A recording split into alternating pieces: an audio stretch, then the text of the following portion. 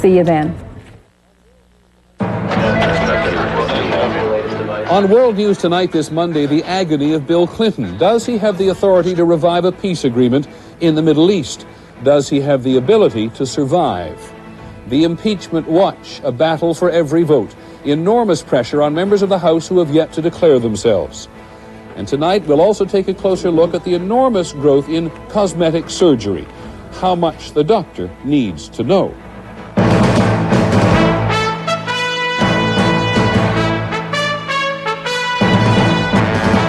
ABC News World Headquarters in New York. This is World News Tonight with Peter Jennings. Good evening. We're going to begin tonight with the enormous threat to Bill Clinton's presidency. There he was today making a landmark trip to the Palestinians in a place of their own while the shadow of impeachment grew somewhat darker. There he was helping the Palestinians to make history, fully aware that come Thursday he will make history in the House of Representatives. It's going to be a devastating week, one way or the other.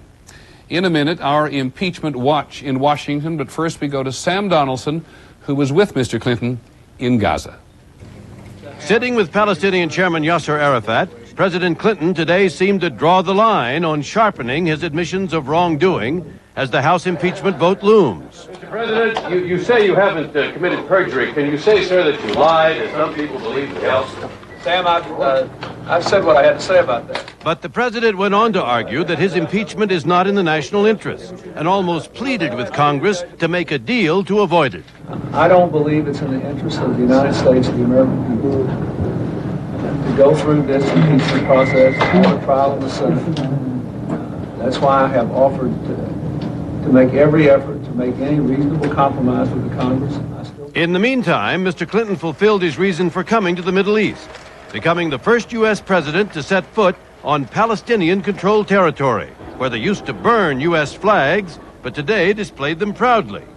He came to Gaza, where he cut the ribbon for the new Gaza International Airport, and he went to the Palestinian Assembly, as he'd promised when the parties reached the interim withdrawal agreement last October, to watch the members ratify the removal of all the clauses in the Palestinian Charter that called for the destruction of the State of Israel. In support of this, please raise your hands.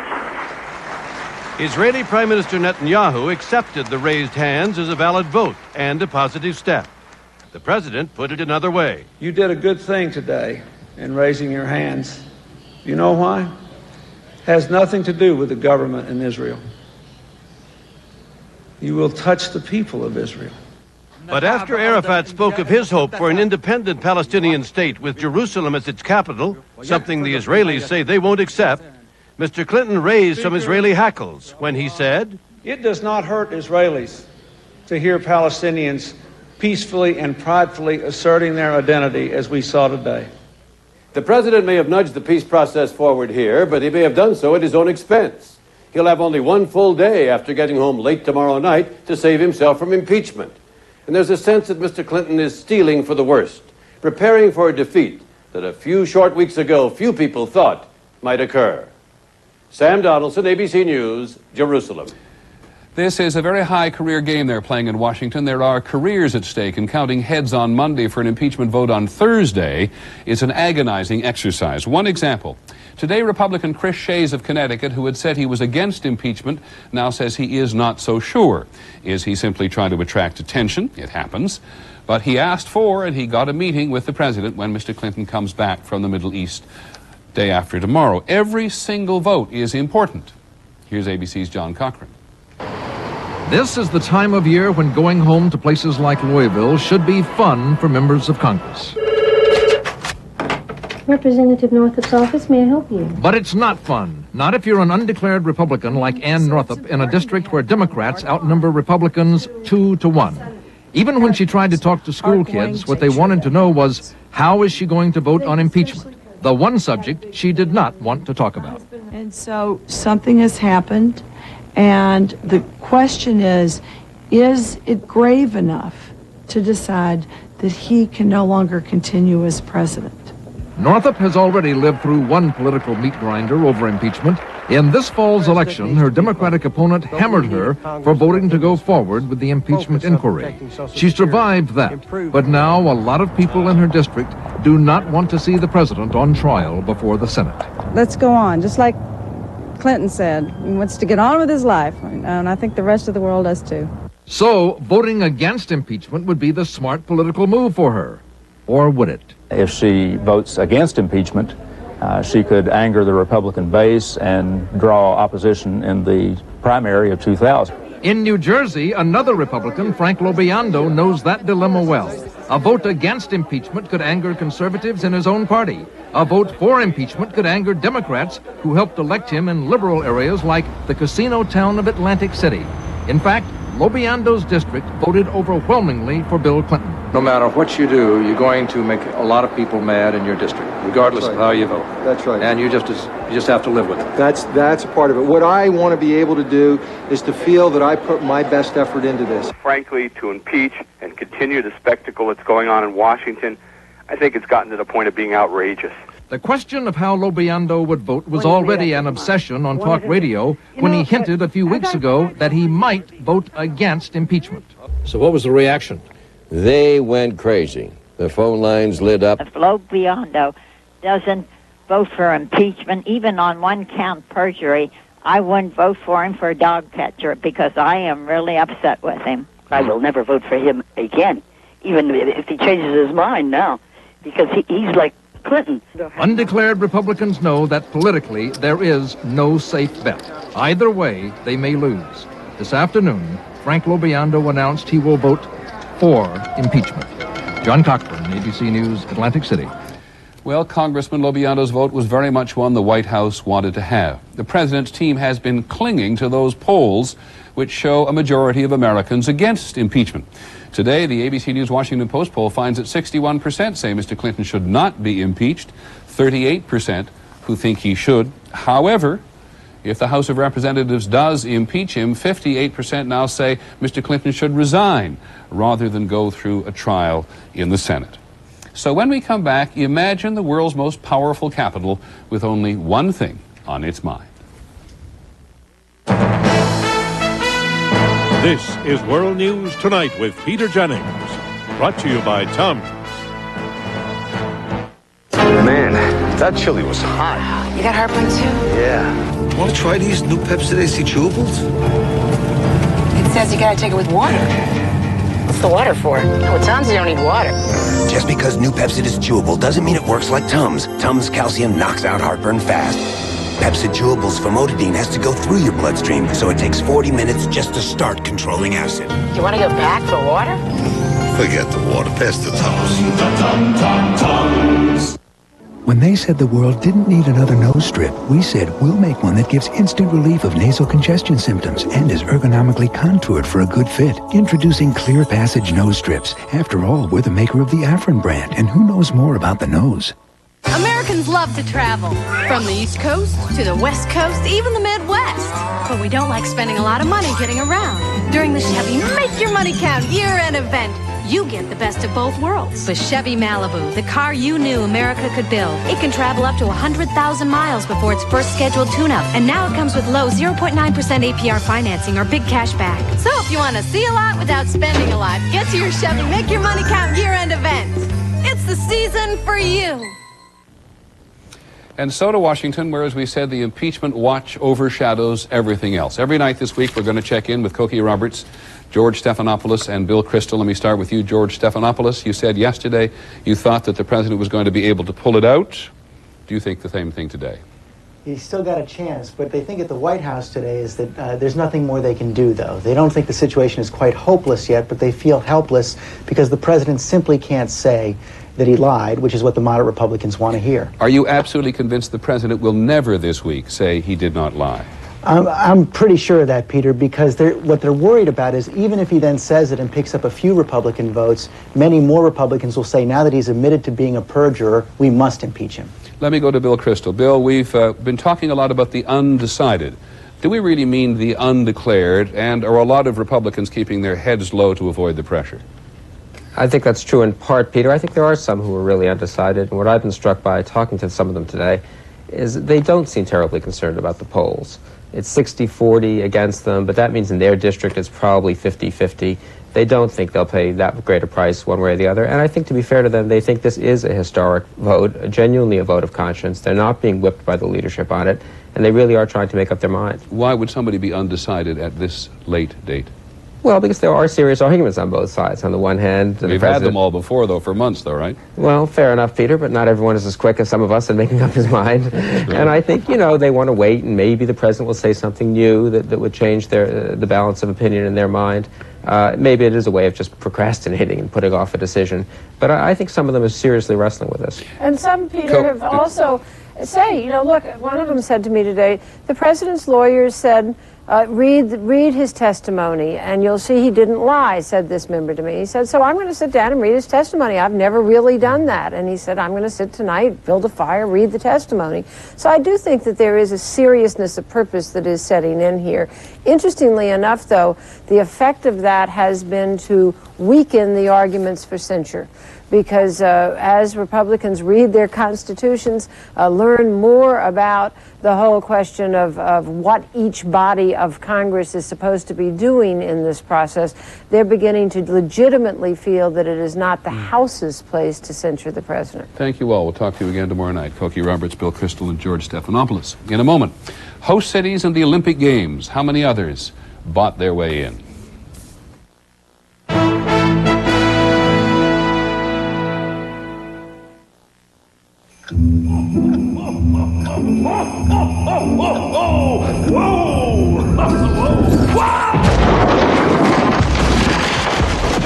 Know someone who could use a nice home improvement gift?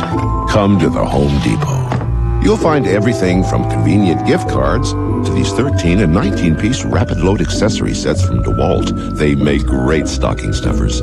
It's all at the Home Depot, the toy store for big kids. It's my wife. I left her sitting right here. How long has she been gone? You don't think. Aha. What?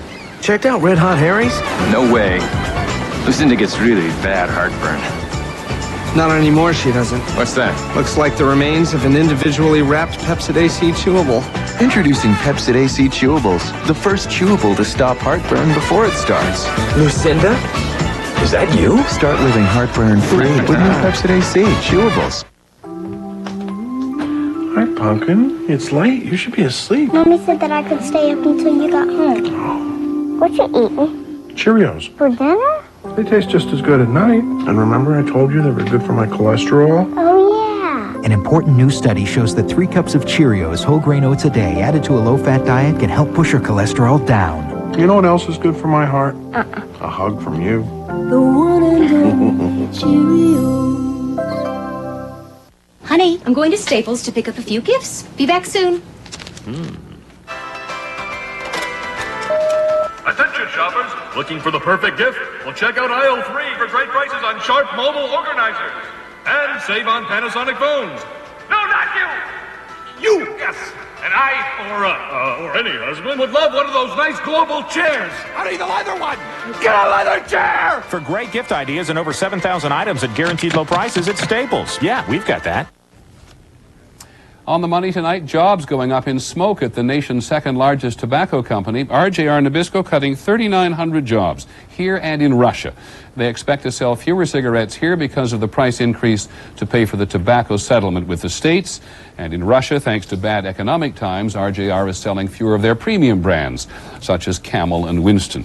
The nation's largest collector of credit card debt has accumulated too much debt for its own good, and Commercial Financial Services has filed for bankruptcy. On Wall Street today, the Dow Jones Industrial Average was down more than 126 points to close at 86.95. On the NASDAQ, stocks were down more than 62 points. Well, the Olympic Games seem to be losing luster with every new report about how host cities are chosen. Last week, you heard organizers in Salt Lake City took heat for what some said were outright bribes to bring the Winter Games there in the year 2002. And tonight, as ABC's Bill Rediker reports, other host cities are now facing serious questions about the deals that they made. With its predictable snow and Olympic-class venues already in place, why did Salt Lake City organizers feel they needed to influence the International Olympic Committee? Today in Lausanne, Switzerland, a senior member of the IOC, Mark Hodler, said middlemen acting as agents encouraged the city to bribe the committee. The real villains in this were the agents who put the cities in an awkward position using blackmail. Salt Lake organizers have admitted giving relatives of IOC members nearly $400,000 in scholarships. I apologize to the Olympic family and to the citizens of Utah for the embarrassment caused by the bid committee program. While the IOC investigates that program and at least 4 agents, including one IOC member, the scandal may be spreading. Hodler says there was a pattern of bribery in the selection of at least 3 former Olympic cities, Nagano, Sydney, and Atlanta.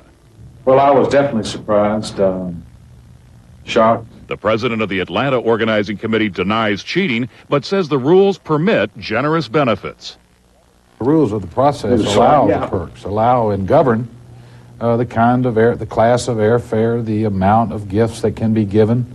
Journalist Andrew Jennings, who has covered the IOC for the past dozen years, says there are many ways of securing a winning bid. I think if you dig into that bid budget, if it's like other bids around the world, and it probably is, there'll be the college scholarships, there'll be cash payments to IOC members, there will be jobs, not just scholarships, but jobs in America for relatives of IOC members.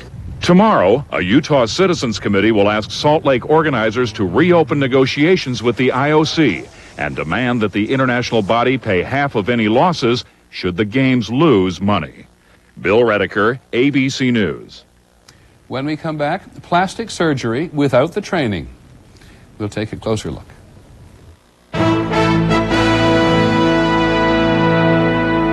These days, everything's faster. Everything. So how come pain relief isn't faster? Introducing Advil Liquid Gels. On tough pain, they're stronger and faster than extra strength Tylenol. New Advil Liquid Gels. Stronger and faster. Bacon! Bacon! Where's the bacon? I smell bacon! Bacon! Bacon! Gotta be bacon! Only one thing smells like bacon! That's bacon! Bacon, bacon, bacon, bacon! There! From that bag! What's it say? I can't read! Please, please, give me what's in the bag! Chewy, yummy, smoky bacon! There you go.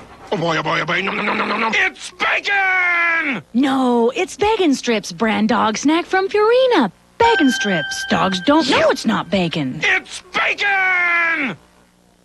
I love being out in the sun. It makes me feel so alive. Now I really enjoy being outdoors because I've discovered this new lotion that's been awarded the Skin Cancer Foundation seal, designed for women our age. This SPF 15 formula, with intense vitamin-enriched moisture, helps protect maturing skin from future UV damage. It minimizes, even helps prevent, age spots. And the name? Provital Protective Moisture Lotion from Oil of Olay, proven to help you look revitalized. Life's an adventure because you're over 50 and still exploring. So take the Centrum made just for you, Centrum Silver, with age-essential nutrients specially adjusted to keep pace with your changing nutritional needs. Centrum Silver, it's a great time to be silver. Fibercon or Metamucil, both have fiber for regularity. But I like Fibercon better. Same natural action of fiber, but only Fibercon contains calcium. And with Fibercon, I get my fiber in 2 caplets. Fibercon, fiber and calcium in a convenient caplet. At this time of year, you never know what the weather will turn into next. Good thing there's a Chevy Make Your Money Count year-end event. Because right now, you can get a Chevy Blazer. The sport utility that offers a little security in an insecure world. And for a limited time, get low 0.9% APR financing or big cash back. You'll find great deals on other Chevy cars and trucks, too. Take control of the elements. At your Chevy dealers, Make Your Money Count year-end event.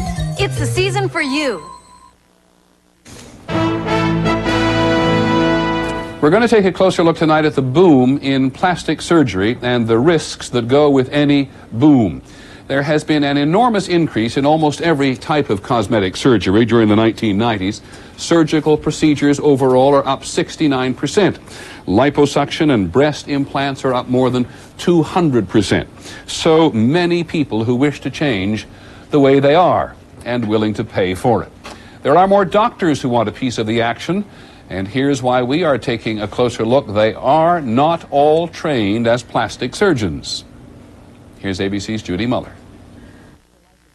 When Tamara Cotton went to a doctor's office for liposuction, she expected a routine operation. But when Cotton failed to come around in the recovery room, her husband grew alarmed. Nobody took any vitals, any blood pressure, checked pulse, or monitored her heart rate, or anything. Hours later, Cotton was rushed to the hospital, where she died in the emergency room from an overload of fluid and anesthesia. I looked at Dr. Chavez, who was sitting at the foot of the bed, and I told him, I said, it was just liposuction.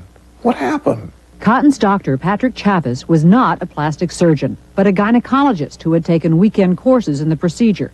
His medical license has since been revoked. But many plastic surgeons are worried about the growing numbers of non-specialists doing cosmetic surgery. It's mostly liposuction, breast augmentation, facelifts, and eyelid surgery. What kind of doctors are doing that surgery? Every single kind of doctor is doing that kind of surgery. Why?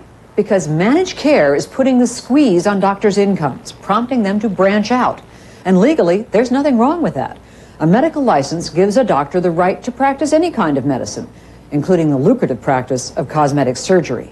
It's the only area left in medicine that is truly fee-for-service, where the insurance industry has no regulation in, where the patient themselves have to pay for it. But some patients are paying with their lives. At least 60 died last year from liposuction alone. The California Medical Board is looking into some troubling questions raised by this largely unregulated field, such as, are weekend courses an adequate substitute for a 2-year residency? Can you just change from neurology to cosmetic surgery or psychiatry to cosmetic surgery? I don't think you can. I think you have to go back and get formal training. But Del Junco concedes that many non-specialists have become quite skilled in this area. Dr. Phil Young is a gynecologist who does liposuction. This is not, as they say, brain surgery. This is not the most complicated operation in the world. If you've got basic surgical skills and good training, you should be able to do it. Right now, the burden is on the consumer to judge which doctors are qualified. What's the doctor's education? What's his training? What's his experience? How long has he been doing the operation? How many of them has he done? For Jimmy Cotton, that advice comes too late. He says he'll never forget the words of his wife's doctor and nurse on the night she died. He told me he was sorry. He don't know what went wrong. Then she told me, she says, well, I'll tell you what, we'll give you her down payment back. And I just couldn't believe that she offered to give me $1,280 for 26 years of my life. At moments like that, the phrase buyer beware hardly seems adequate. Judy Muller, ABC News, Los Angeles. A report that just begs a remark from our medical editor, Dr. Tim Johnson. Tim, I noticed you scowling through some of this, but you're surely not surprised it goes on, are you? Not surprised, because cosmetic surgery is done largely now in the office setting, and unlike hospital procedures, office procedures are not regulated. There are no checks and balances. Nobody is checking on the credentials or the training of the doctor, so you really are taking a great risk when you go into the office setting for cosmetic surgery. And I would say, Peter, that the safest way to avoid problems is to insist that your surgeon is really fully trained and credentialed in plastic and reconstructive surgery. Are you saying, Tim, that in order to do any of this, you should have a plastic or reconstructive surgeon, nobody else? No, I'm not saying nobody else. Certainly other kinds of surgical specialists, like ophthalmologists for eye cosmetic surgery, can be trained to do cosmetic surgery. But I don't think non-surgeons should be acceptable. And I would say, overall, the safest way, especially for major procedures, is to insist on full training and credentialing in plastic and reconstructive surgery. They're the ones who spend their time, their full residency, in learning how to do these procedures. Thanks very much, Tim. Tim Johnson, our medical editor. In other words, demand the credentials. Back in a moment. What a difference one day can make.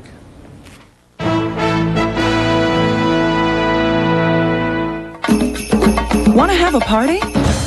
Want to make a splash?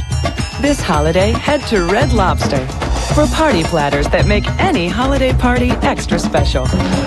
Jumbo platters of shrimp and more shrimp. Tender crab claws for a crowd. Ready to pick up in an hour. Give us a call today. Escape to Red Lobster for your holiday party platters, because life on land is dry. Ugh, this head cold. I'm so clogged up, I just can't focus. You okay? Get Tavus D. Just one works 12 hours versus 4 Tylenol cold pills. Tavus D clears your congestion. Be clear-headed, clear through your day with Tavus D. We ease life's pressures. We help bring people back to life. We take care of best friends. We're the people of Pfizer. We develop medicines that make the world a better place. We spend over $2 billion a year on research. That's why we believe we'll introduce more new medicines for more diseases than anyone else. We're not just looking for cures, we're going to find them. Pfizer. Life is our life's work. It hurts so bad. That burning sensation. So I saw my doctor. He said where heartburn hurts most is where Mylanta works fast. All down through here where you want help fast. My doctor said Mylanta. Take the journey with the most widely acclaimed new series on television, Sports Night. Sports Night is a home run. A total original. It's funny, emotional, intelligent, as good as it gets. Hits its target. The smartest new show of the season. What else can we say? It's on Tuesday at 9:30, 8:30 Central following Spin City, here on ABC. See you there. Finally this evening, the president's trip to the Middle East, which means Mr. Clinton and the Palestinians. There are a lot of people who wondered if this day would ever come. Some of us, journalists I mean, have been covering the Palestinian-Israeli struggle for such a long time. And through it all, the idea of an American president going to visit Palestinians in a place where they were in charge, that was something that many of us thought might never gel. ABC's Gillian Finley was there today. Even the children of Gaza understood the importance of the day. For hours, they practiced their greetings for the man Palestinians believe will help deliver them their long-awaited state. America, which is the largest country and the most important country in the world, believe in us. And that means that everyone in the world must believe in us. There was excitement on Gaza's main road, in the back alleys of refugee camps. In the end, few Gazans actually saw the president. Security concerns were so high, he traveled to most places by helicopter. In the Shati refugee camp, word that Hillary Clinton would visit drew a small crowd. Renat Zino wanted to thank the Clintons, she said, for listening to Palestinians and giving them a voice. The Clintons understand the Palestinian pain, she says. Now everybody knows we've been oppressed and occupied. Gaza's love affair with America is a new one. Generations grew up here resenting the United States for its support of Israel. And today, not everyone was willing to forget that. As the Naim family watched the president arrive today, there was no cheering, no faith at all in the peace agreement Mr. Clinton was here to promote. He just tried to play game with us. Azi Hassera used to hate the U.S. too, back in the days of the Palestinian uprising. But as he watched the president's speech today, the former rock thrower turned policeman said Mr. Clinton was right. Palestinians have to accept things have changed. It's a new era, he says, an era of peace. Gillian Finley, ABC News, Gaza. That is our report on World News Tonight. There'll be more on the president's trip to Gaza later this evening on Nightline. I'm Peter Jennings. We hope you have a nice evening, and we'll see you tomorrow. Good night. Tomorrow, the milk you drink. The government says it's safe, but are there dangers in the growth hormones added to it? New information. Watch ABC's World News Tonight with Peter Jennings. This has been a presentation of ABC News. More Americans get their news from ABC News than from any other source. ABC News, now always on. The 49ers love the Monday Night Spotlight. Almost as much as Barry Sanders.